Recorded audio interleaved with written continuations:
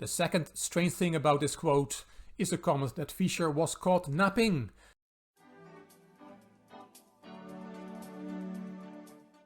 Hello chess fans, this is Rick from Chess to Impress with the fourth video in the series of Bobby Fischer's perfect 11 out of 11. The famous tournament where he won all his games, 11 wins out of 11 games played from the 1963-1964 US Championships. Fischer took part 8 times in the US Championships and he won them all, the first one at the age of 14. Here you see the list of all his wins, and the one that sticks out there is the 11 out of 11 from 1963-1964, when Fischer finished 3.5 points ahead of his closest rival. This is the tournament table. We've seen Fischer beat Edmar Metnis in round 1, his friend Larry Evans in round 2, and Robert Byrne in round 3. In the fourth round, Fischer had the white pieces against Arthur Bisguier, who finished the tournament in 8th place, as you can see there, with 4.5 points out of 11 games. It is the 19th of December 1963, Fischer white, Bisguier black. Arthur Bernard Bisguier was born on the 8th of October 1929 and passed away on April 5th, 2017 at the ripe age of 87. He was an American grandmaster, chess promoter and writer. He won 2 US Junior Championships in 1948 and 1949, 3 US Open Championships in 1950, 56 and 59, and the 1954 US Championship title. He played for the US in 5 chess Olympiads and also played in 2 interzonal tournaments for the World Championship in 1955 and 1962. On March 18, 2005, the United States Chess Federation proclaimed him Dean of American Chess. And in this game he was up against a big challenge, the black pieces against Bobby Fischer, who opened with his usual e2, e4. Bisguier played e5. I'm taking Fischer's comments from his amazing book, My 60 Memorable Games, and I'll give you a quote from Bisguier, which is in the book. Bisguier said about the opening, "For the first time I was really in doubt as to what Bobby would play against me as white. I was hoping to play the black side of the King's Gambit or the 2 Knights defense, but he surprised me with a Ruy Lopez. Taken by surprise, I was not so prepared or comfortable as I would like to have been. Now that Bobby has added psychology to his arsenal of weapons, he is a much more dangerous opponent than ever before." So Bisguier had hoped for f2, f4, the King's Gambit, which Fischer played 2 rounds earlier against Larry Evans. But he went for knight f3, knight c6 and bishop b5. Indeed, we have the Ruy Lopez. a6, and this is an interesting move. At the end of the game, Fischer will comment on this move. Bishop back, knight f6, Fischer castled, bishop e7, rook e1, b5, kicking the bishop back to b3, Bisguier castled, c3 and d6. d5 is another option in this position, sacrificing a pawn, and that is the martial attack. But Bisguier does not go for that, he plays d6. h3, knight a5, harassing the bishop again. Fischer does not want to part with his bishop. c5, d4 and queen c7. Fischer points out in his book that knight d7 is another option, and he says this was a novelty played by Paul Keres against Fischer in the 1962 Canada's tournament, so a year earlier, which since had become quite fashionable, writes Fischer. But he says he was and is unimpressed and says this knight may be missed on the king side. The king side is weakened by the knight's absence. Bisguier seems to agree and played queen c7 instead of dropping the knight back to d7. Fischer played knight bd2, knight back to c6 and d takes c5. Fischer says this is the rouser attack. White gives up the center in order to exploit black's weakened squares on d5 and f5. Very instructive commentary, as always, from Bobby Fischer. Bisguier recaptured. Knight f1. This knights want to go to e3. to target the d5 and f5 squares. Here bishop e6 is a move. According to Fischer, this is the best move. He called the move that Bisquire played, rook d8, risky. Attacking the queen, queen went to e2 and knight h5. Fischer says this is an old line rehabilitated by Reshevsky against Bronstein in the famous tournament from Zurich 1953. And Fischer played g3 here on the 16th move.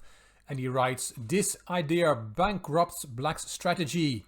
The slight weakening of the king side for White is inconsequential, but Black's loss of time with his knight is more serious. Playing this knight back to f6 might be the best move in this position, says Fischer.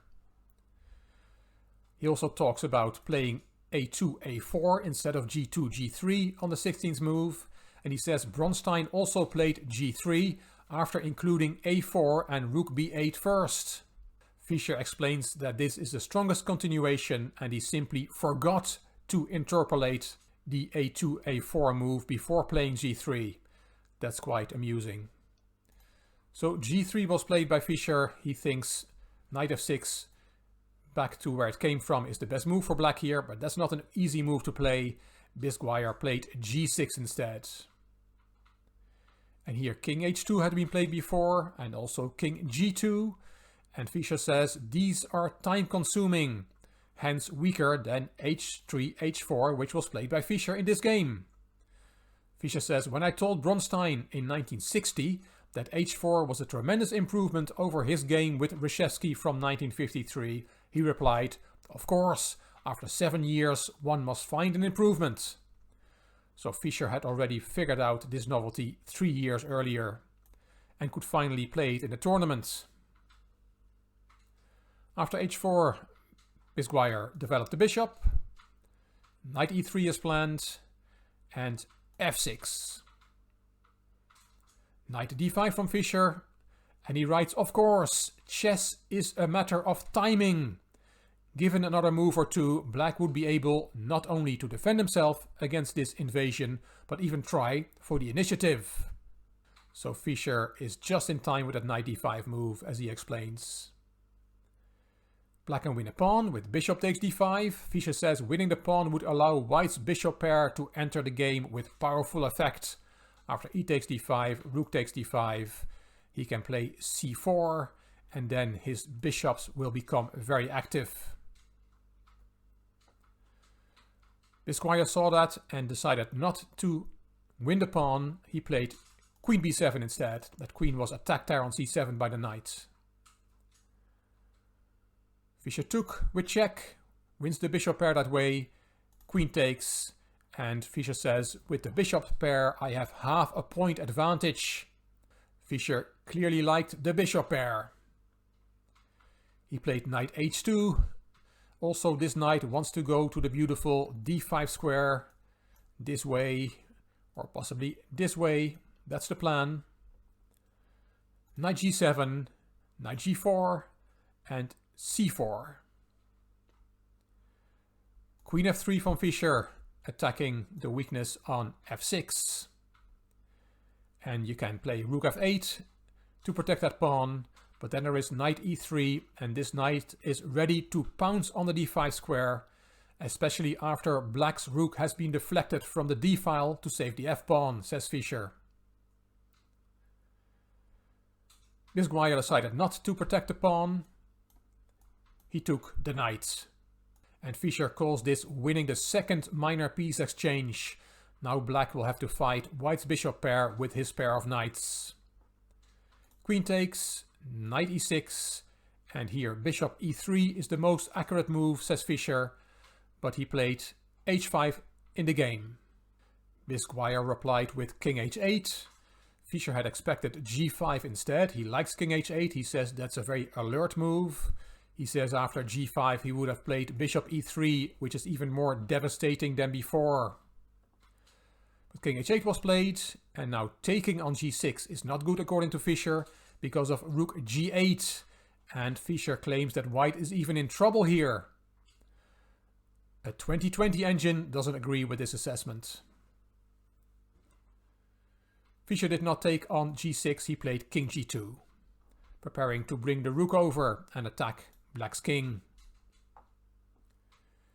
g5, Fischer says this is forced eventually, not allowing white to open up lines on the king side for his bishop, queen and rooks.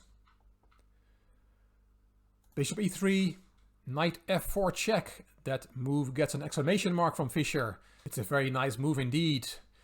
If you take the piece, then there is g takes f4, threatening rook g8, which would win the queen, as well as f takes e3, regaining the piece in an advantageous way for black.